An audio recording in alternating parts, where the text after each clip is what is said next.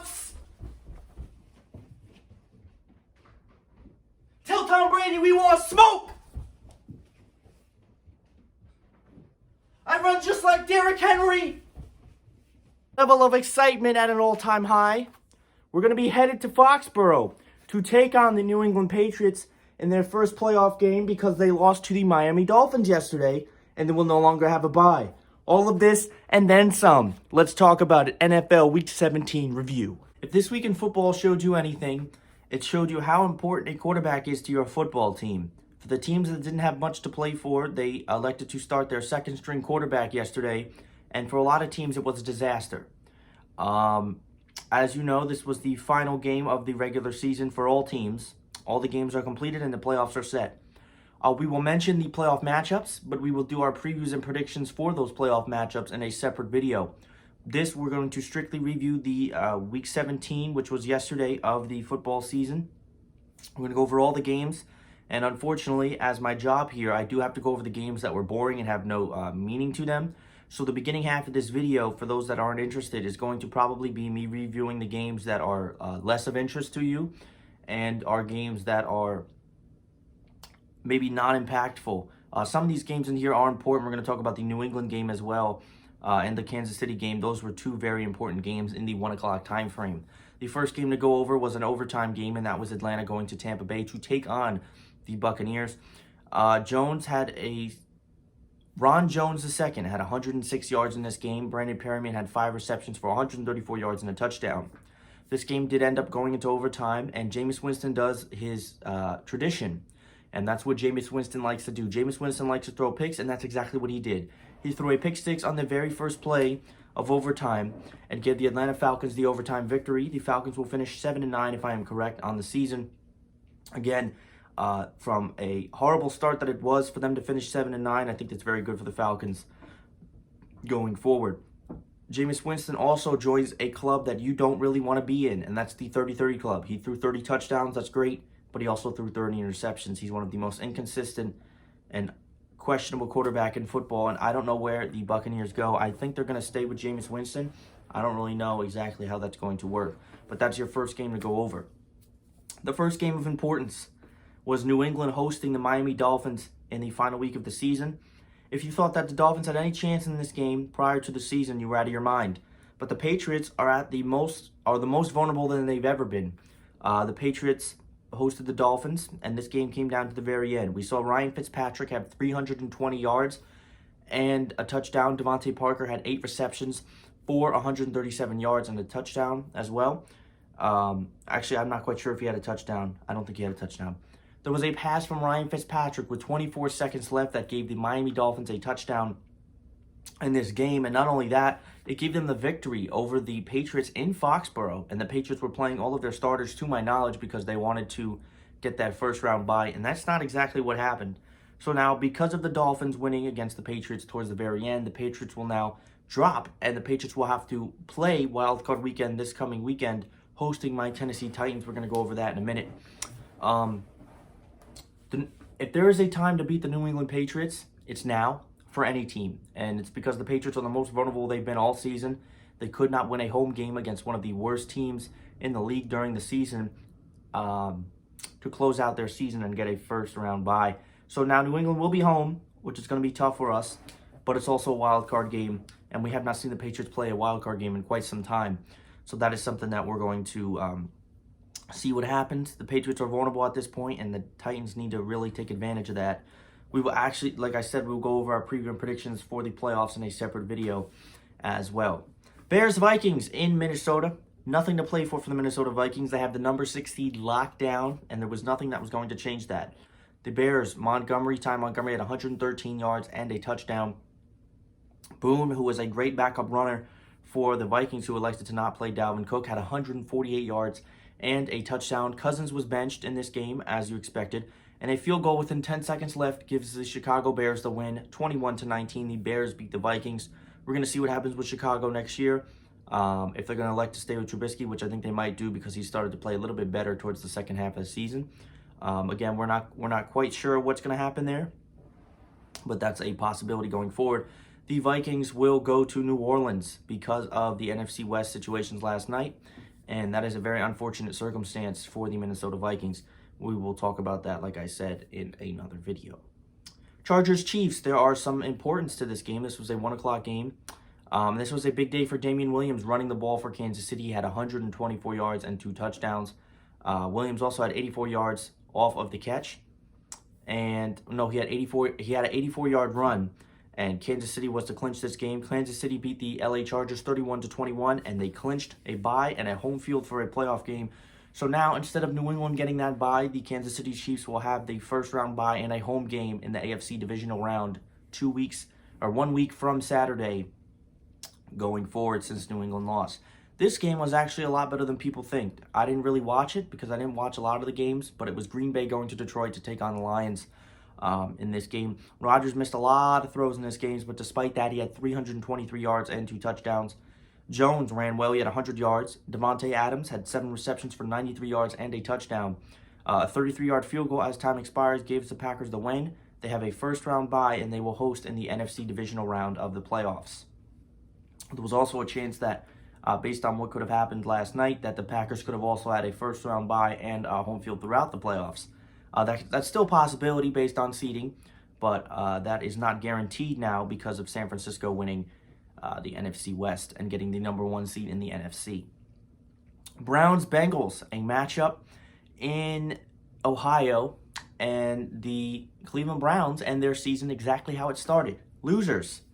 Joe Mixon is great, and he's been a silent performer for the Cincinnati Bengals all season long. He had 162 yards and 2 touchdowns. The team gets a second win of the season off of the Browns, and Cleveland wasted no time because they elected to fire Freddie Kitchens at the conclusion of this game. I think he was the first coach to be announced as a fired coach. Pat Shermer also joined that list. I believe that was news this morning. They've been a disaster all season long, the Cleveland Browns. And to be honest, I thought they were going to be a little bit better, but I thought that their season was exactly how a lot of people did think it was going to be. A lot of egos on the team, a lot of problems. You know, Odell was not really the center of attention. You have the Myles Garrett situation against Pittsburgh a couple weeks ago, and it just was a tumbling ball of just disgrace for the Cleveland Browns. They finished 6-10, and some of these people had this team in the AFC Championship game. So we're going to see what happens next year, but they will definitely have to turn a massive corner going forward. The New Orleans Saints at the Carolina Panthers, one of the elite teams in the NFL that actually played, I think, to my knowledge, all of their players and put a beat down. The Saints put an absolute beat down on the Carolina Panthers. There weren't too many top performers in this game. However, Drew Brees did have 253 yards and 3 touchdowns. The Saints annihilate the Panthers 42-10, and they will host the Minnesota Vikings on Wild Card Weekend coming up this weekend. Jets-Bills, I believe this is your final 1 o'clock game to review. This was an average game for Sam Darnold. Duke Williams, on the other hand, for the Bills, had 6 receptions and 108 yards. When it was all said and done with the weather that was, the Jets were to get this win 13-6. It means nothing for them, but after such a terrible start for the Jets, they finished 7-9, and I think that they'll take that. The Buffalo Bills will head to Houston, AFC wildcard matchup coming up this Saturday as well. The Rams' final game in a Coliseum against hosting the Arizona Cardinals. And Jared Goff had 319 yards and 3 touchdowns. Cooper Kupp had 7 receptions for 99 yards and a touchdown. And when it was all said and done, the Rams would go out winners, unlike the Oakland Raiders. 31-24, the Rams played their final game in the Coliseum. They obviously narrowly missed the playoffs in the NFC. And the Arizona Cardinals are going to continue to build on their team around Kyler Murray going forward. This is where we hit the games that mattered for most teams, and this is the 4 o'clock frame. The first game to go over is the Denver Broncos hosting the Oakland Raiders. The Raiders needed to win, and they needed about 55 other things to happen for them to make the playoffs. Darren Waller had 6 receptions for 107 yards. Drew Lock looked decent in this game. He had 177 yards and a touchdown. The Broncos stopped the Raiders on a 2-point attempt late to seal the win. 16-15, the Broncos win, and again, they will take their final record as well, considering how terrible they were to start the season. The Oakland Raiders did not look too great in this game, and they completely fell off after what was a more so consistent beginning and middle of the season for the Oakland Raiders. The Broncos steal this win, and it's going to be very interesting to see what someone like Drew Lock can bring going forward for the Denver Broncos. NFC East implications to the max. It's the Giants at MetLife Stadium taking on the Philadelphia Eagles. Carson Wentz was good in this game, 289 yards and a touchdown, and Boston Scott was also a top performer for the Philadelphia Eagles as well. He had 54 yards but 3 touchdowns. He also had 4 receptions and 84 yards. Saquon Barkley had a good game. He had 92 yards and a touchdown, and young rookie Caden Smith had 8 receptions for 98 yards for the New York Giants. The Eagles clinched the NFC East because they completely ran away with it at the end of the game. 34-17, the Eagles clinched the NFC East. Colts, Jaguars. The Colts, Jaguars, neither of those teams could make the playoffs, but there was implications that could possibly affect other teams. The Colts win that as well. Marlon Mack had 77 yards and 2 touchdowns. It was a big day for Gerald Minshew, and I've said he's overrated all season, but this was one of his better starts of the season. He had 295 yards and 3 touchdowns. 38-20, the Jags stomped all over the Indianapolis Colts, who will look to get it figured out, and the Jaguars also, Doug Maroon returning as head coach is also a question mark for them as well. My game of the week. In Houston, the Titans had a variety of ways that they could make the playoffs. One of them was winning, and they did that. Pittsburgh obviously did not win their game either, so had that both happened, well, actually, you know what? Had that all happened, the Titans dropped, the Pittsburgh dropped, and the Colts dropped, and Oakland were to win, Oakland would get the wild card, but Oakland did not win. Tannehill was good in this game. He had 198 yards and 2 touchdowns. We got to talk about the man of the hour, and that is the jersey that I am repping today. Derrick Henry was absolutely phenomenal in this game, and he broke away late. They gave him a lot of carries because he was running for the rushing title. 211 yards, 3 touchdowns. A.J. Brown continues to cement himself as a huge performer going forward. He had a great catch at the goal line. He had 4 receptions for 124 yards and a touchdown. Derrick Henry gets the rushing title. The Titans stomp over the second-string Texans 35-14. And they have clinched a playoff berth and will travel to one of the deadliest places to play in the playoffs, and that is New England on Saturday night. Redskins, Cowboys. Now, the Cowboys, this was one of their more dominating performances of the season, but the problem is that they needed the Eagles to lose. And, the Cowboys really had a chance last week against the Philadelphia Eagles to really beat them, and like I said, that was the game that was important because, as you see, the Eagles, the Cowboys more so over, they dominated in this game. Prescott looked great. He had 303 yards and 4 touchdowns. Zeke ran for 122 yards and a touchdown. Michael Gallup had 5 receptions for 98 yards and 3 touchdowns. It was meaningless, though, because the Eagles won their game. So, like I said, the biggest game of the Cowboys of the season was last week against the Eagles, and they completely faltered and fell over.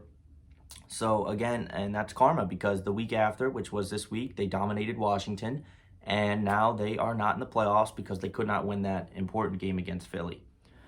Cowboys dominate 47-16, but do not make the playoffs. Another game that had playoff implications, it was the Steelers going to Baltimore to take on the Ravens, or should I say the second-string Ravens. The Ravens pretty much rested everybody. Ingram didn't play, Lamar didn't play. RG3 got a start here.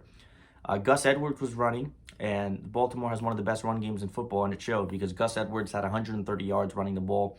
When it was all said and done, this was a very close game, not super high scoring. It was bad weather, bad rain the whole game. But when it was all said and done, Baltimore ran away with it late, big time, 28-10. The Ravens finished the season 14-2, and the Steelers fall short of the playoffs because of the Tennessee victory.